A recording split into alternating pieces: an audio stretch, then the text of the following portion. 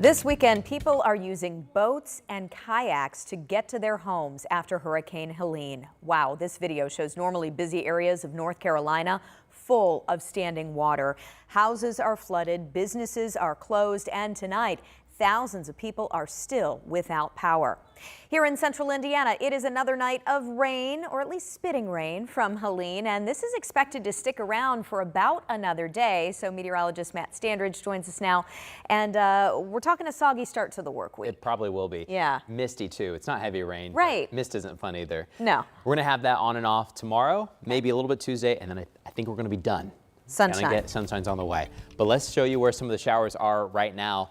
Jenny, not everything's going to show up on the radar because the mist is so fine in some spots that it's really hard for Live Doppler 13 to see it, but we are still stuck in the midst of Helene. The center of low pressure for Helene has now scooted off towards the east, there towards Lexington.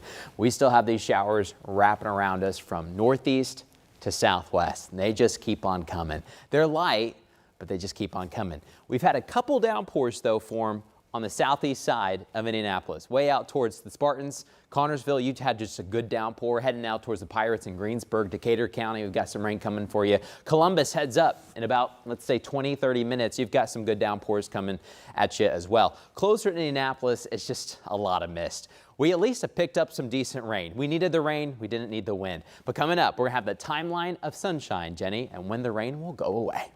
All right, see you in a few minutes. Thanks so much, Matt.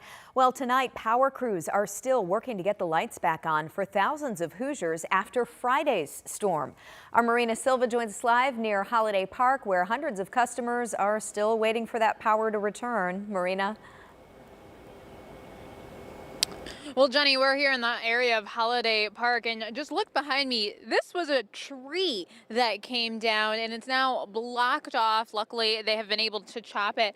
But we just got an update from AES Indiana, and they're saying they have restored power to about 91% of the people from Friday's severe weather, but there's still more than 9,000 people that don't have power. So they're saying they're actually bringing in people from the Massachusetts area to be able to come help and get this power going for people. Now, here in this Holiday Park area, there are hundreds of people without power. They're just trying to figure out what they're going to do for now the third night in a row.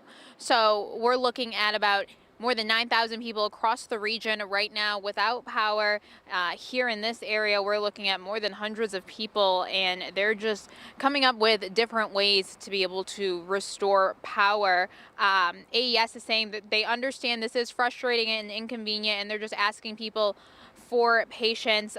They're saying there are more than 700 incidents remaining of places to go for without power. So reporting live in Indy, Marina Silva, 13 News.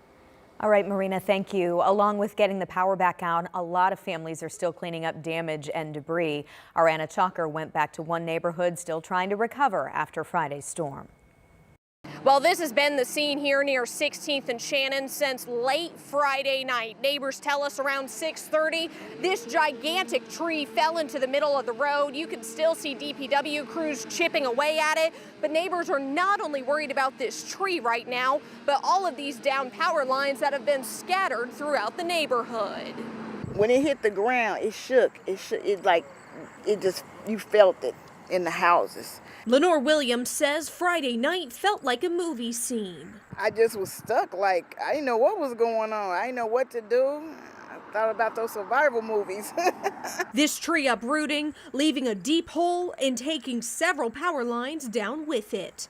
Williams says those lines sparked and a couple cars were even hit. Somehow the young man in the back seat, he was bleeding on his leg, so I don't know how, but it didn't get smashed, but the front was kind of smashed. But it wasn't until late Saturday night when these neighbors got their power back.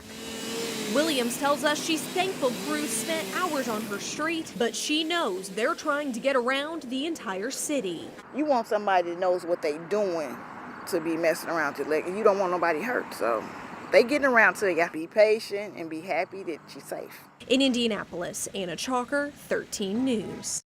Indy DPW tells us their crews will be working into Monday, clearing neighborhoods. Now, if you have any damage or still don't have power, we do have some numbers to call to get some help. They're on WTHR.com. Meanwhile, rescue efforts continue tonight all across the southeast part of the country. Emergency responders rescued more than 200 people from floodwaters. Right now, more than 2 million people are still without power across 5 different states. Downed trees, landslides, and communication problems are all making things tougher. Asheville, North Carolina is experiencing perhaps the worst of it. Some entire communities are trapped by floodwaters there. Hundreds of roads are closed and crews are working to reach people who are stuck with limited supplies.